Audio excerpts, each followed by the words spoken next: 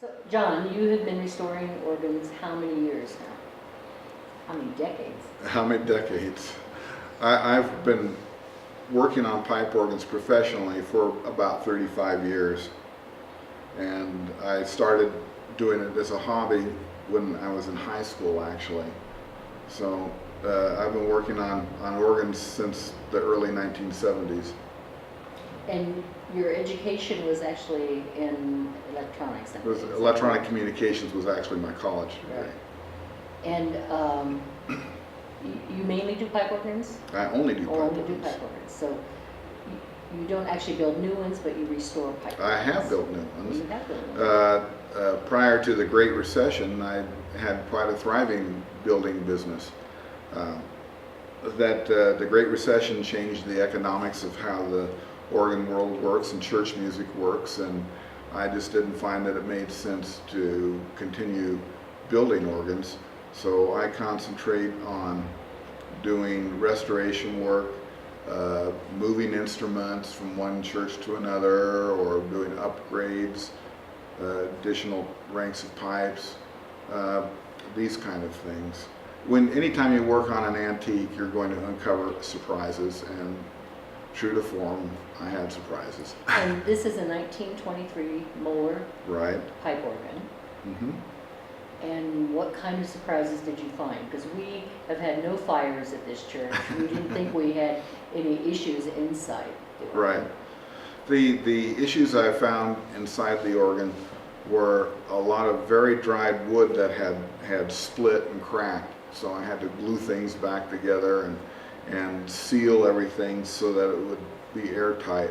Why the organ functioned as well as it did is a mystery to me. It really is a testament to how well engineered the instrument was, that it could function with so many problems and still work reasonably well.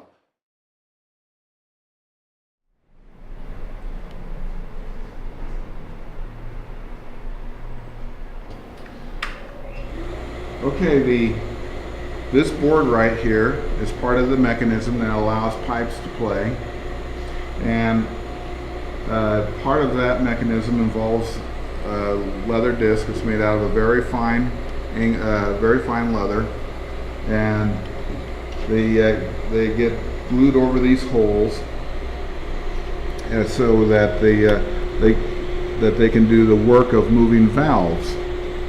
So the way this is done, I have a tool here that we made in our own shop many years ago that's designed to do this. And so the first thing I do, and it has a vacuum applied to it so that this very light disc of leather will stay on it. I get it on there, and then I use a animal-based organic natural glue. I apply it to the board. This is a traditional glue that's been used in organ building for centuries, and we still use it today because technology hasn't found a better way yet, and it permits future restorations also. So I put glue around the rim, and now I just push it in, set it, and carefully pat it down along the edges. And voila, we have a valve. So we'll do another one, get the valve ready.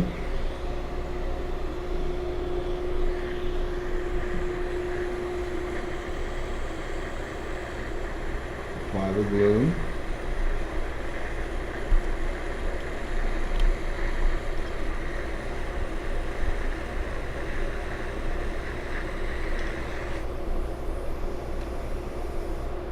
Insert. Pat it down.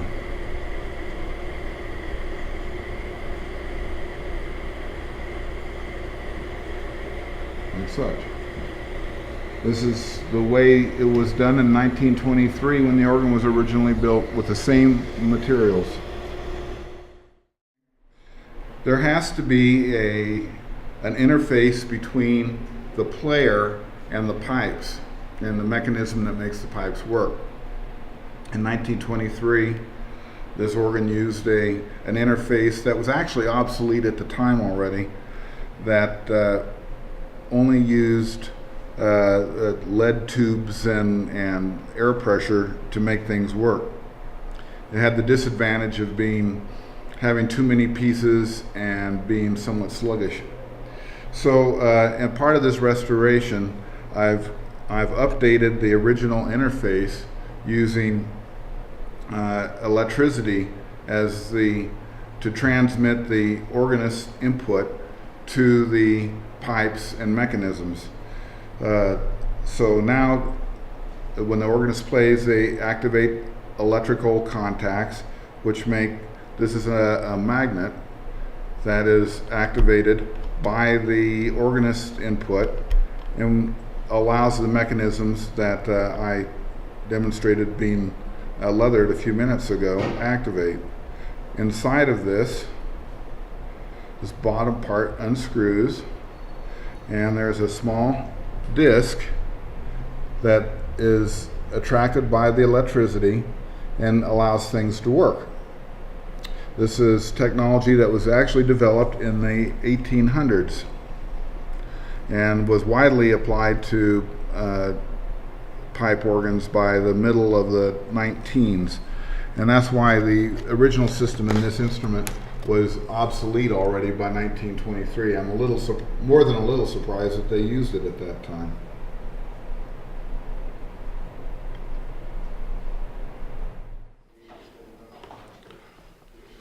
So this is the console.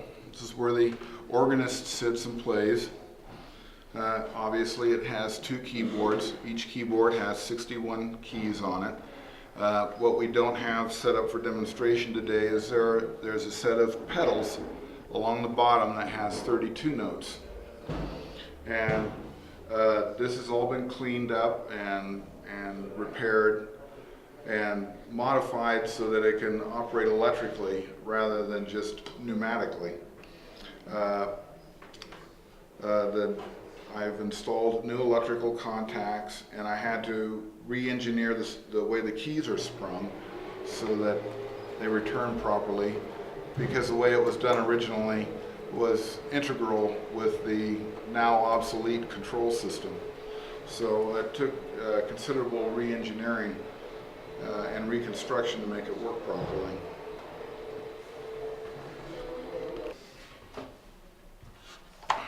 Okay.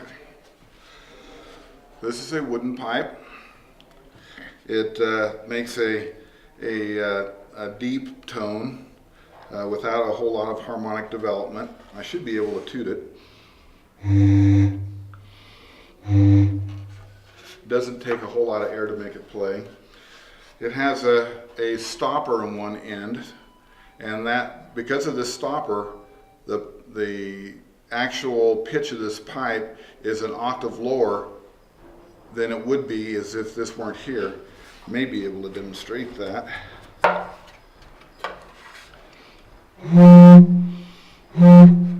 Put the stopper in, and okay. And the way it works is air comes in the bottom as you watch me demonstrate, and the air is forced through a narrow slot right here. So you have a narrow sheet of wind that is then bisected by what we call the upper lip, and sets the air column in the pipe into vibration, which produces the sounds that you hear. And these pipes can go from very small to very large. The longest pipe in this organ plays a 16-foot pitch, which would be I'm not sure where it falls on the piano. I think it's the lowest C on a piano. And the smallest one, which I don't have a sample of to show you, is about the size of a pencil. And some of the pipes are of all manner of different construction. Some are wood like this, others are made out of metal. Most of the pipes don't have the stopper, so they just play their natural open pitch. That's the old technology that we replaced. And that probably doesn't have a long lifespan ahead of it.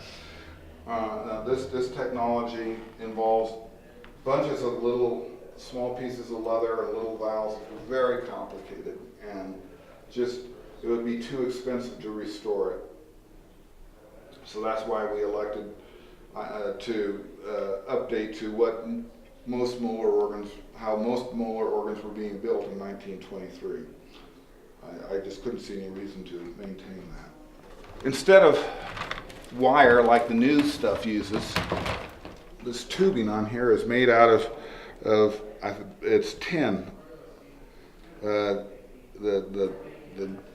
metal tin, and it's very heavy and it's soft and it's really easy to damage. And this is how the signals were transmitted from the keyboards to the organ mechanisms. And it had many boxes like this that are just crammed full of complicated little parts that allowed things to happen. But in 1923, the technology that involved using all that lead tubing was already obsolete. I have never seen a Moller organ that used this particular technology as late as 1923. I've seen others from the late 19s and up to about 20 or 21, but never 23. So this was kind of the last of that style that they produced. So anything else about this organ that you found was unique? Well, this organ is very unique. Not anything about its size. It's just I find it very unique that it used the technology that it did with the tubes. That was unique, and I found it interesting that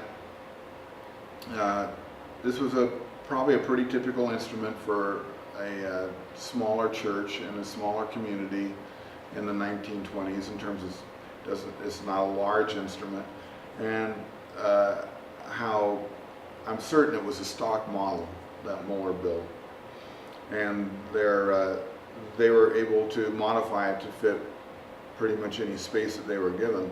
They couldn't have put it in a much smaller one. Well, and when we took it apart, we found the walls hadn't even been painted behind right. it. This Literally, organ. the building was being done at the time. I'm glad I wasn't an organ builder back in the 1920s. It must have been very difficult to install it. To install it. I'm sure that the organ arrived at the railroad station probably a week or two before the installers got here. And they probably sent out one installer from the factory, and he probably hired local laborers to help him put things together. And he just kept on discovering. Well, the first thing is, typically when you're putting an organ together, you're really concerned about dirt getting into the wrong places, because it can cause notes to hang on and other problems. And so this installer arrives at the church, and it's still under construction. They're still doing finishing carpentry. The church hasn't been painted. I'm sure it was a mess. And he's probably thinking, great. And it would have been a he. Right? It would have definitely been a he. It wouldn't necessarily be impossible. It's highly unlikely that there would have been a woman doing this work at the time. It's physical work and it's heavy work, and I'm sure not considered terribly ladylike at that point in time. Now, even today, there are not a whole lot of lady organ builders. So, but yeah, he was faced with a building that really wasn't ready for him, and then he discovers the wrong parts, and he must have had a heck of a time. And I'm certain Moller was a very successful company financially. They were very profitable, and I'm certain that they ruled their employees with the iron fist, and they gave him a budget of so many days to put this thing together, and he would be in hot water if he didn't make that schedule. And so he was probably just panicked. I feel sorry for him. How nice that after 90-some years he gets some sympathy, or right, exactly. I'm sure, not that he got a lot at the time.